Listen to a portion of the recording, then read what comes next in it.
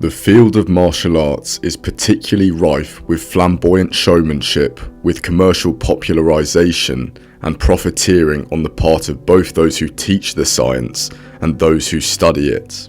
The result of this must be, as someone said, that amateuristic martial arts are a source of serious wounds.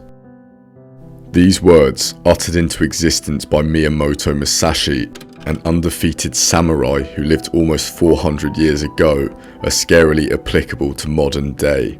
Time and again, flamboyant actors living off commercial endorsements and unexplainable hype enter the octagon, often resulting in major repercussions.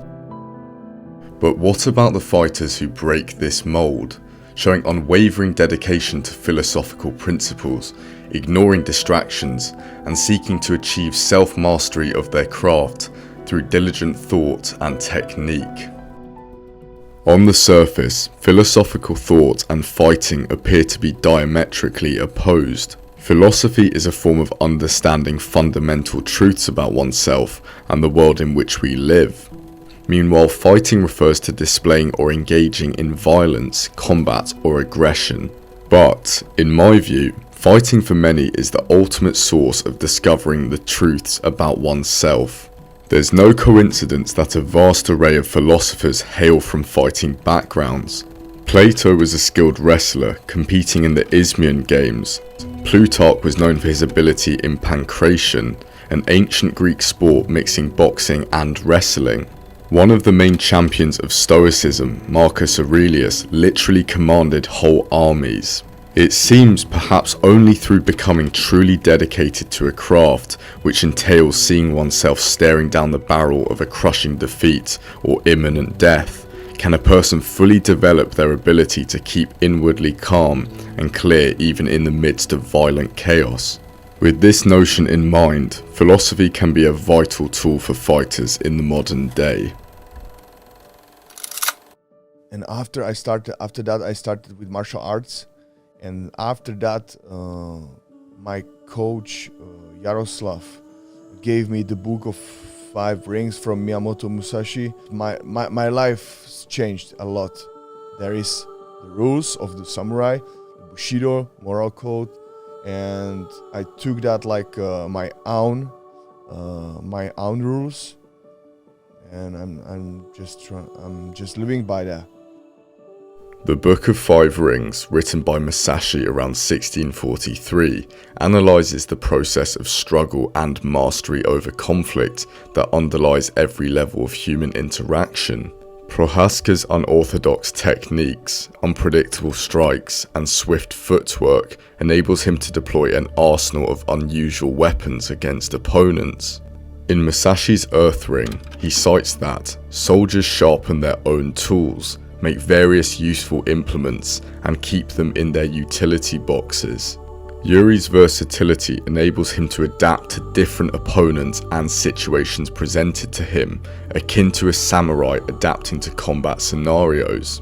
This versatility derives from his commitment to mastering martial arts.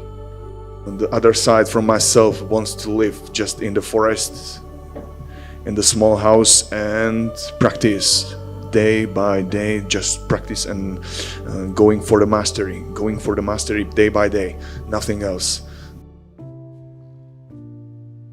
Observing the Czech fighter, Yuri's general demeanor is characterized by a calmness, an introspectiveness perhaps, a dichotomy to his front-footed, aggressive fighting style in the octagon. This, in my view, represents the perfect blend. As stated by Yagyu Munenori in his A Hereditary Book on the Art of War, the mind should be in the passive mode, the body in the aggressive mode. If the mind is aggressive, you will rush, and that is wrong.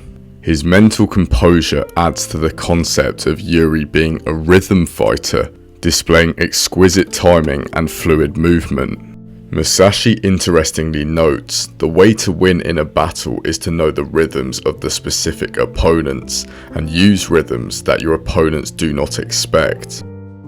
Whilst training with Yuri, UFC fighter Henry Cejudo was left astounded at the Czech's strategy before the Glover Teixeira bout, stating that he was thinking in terms of let's kick his legs, let's defend his wrestling.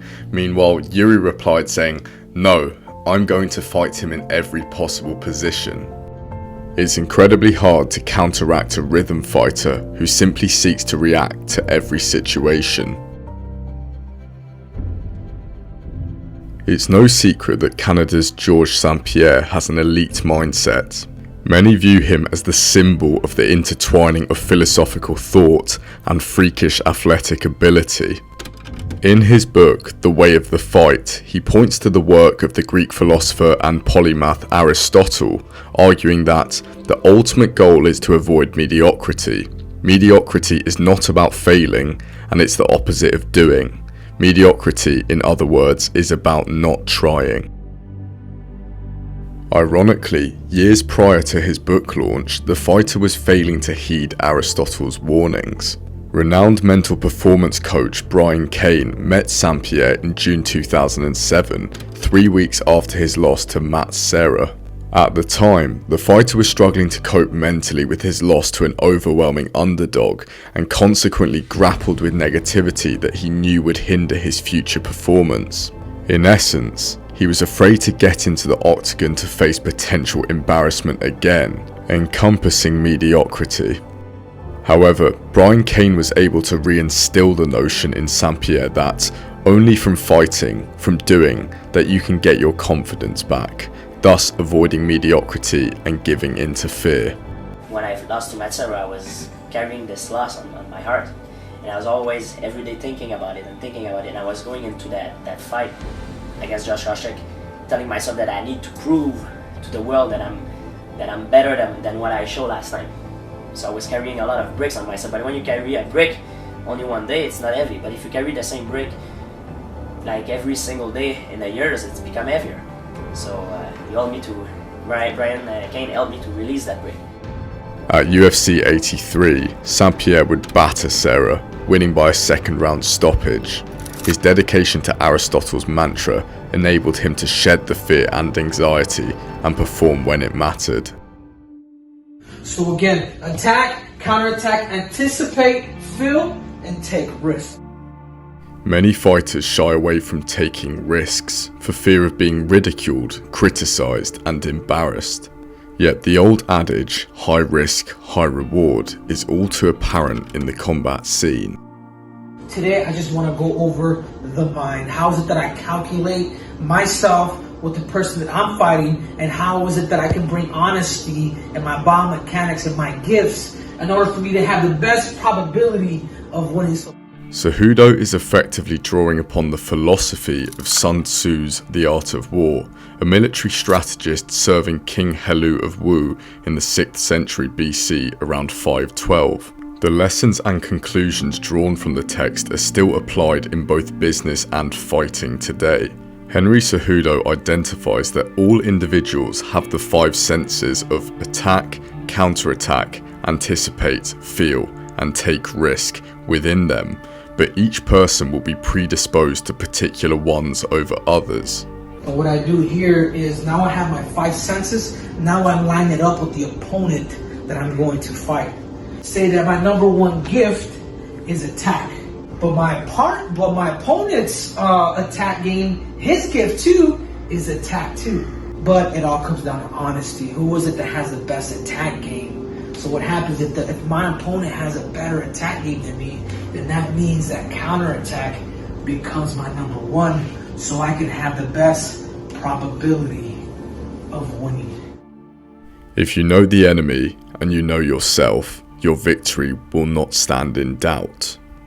Sun Tzu's words show the importance of accurately assessing your own capabilities against a foe. But in order to shock the opponent and take the victory, unpredictability must be wielded. Once you are prepared and comprehend both the enemy and challenges you will face, your likelihood of success dramatically increases regardless of the twists and turns. How do you beat a guy like Demetrius Johnson? How do you beat a guy like Triple C? How do you beat a guy like John Jones? check this out. You have to take risk.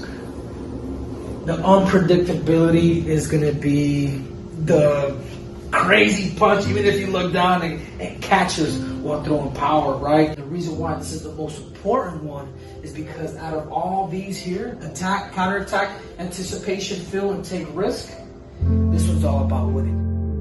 Rapidity is the essence of war. Take advantage of the enemy's unreadiness, make your way by unexpected routes, and attack unguarded spots. Considered risk is ultimately the key.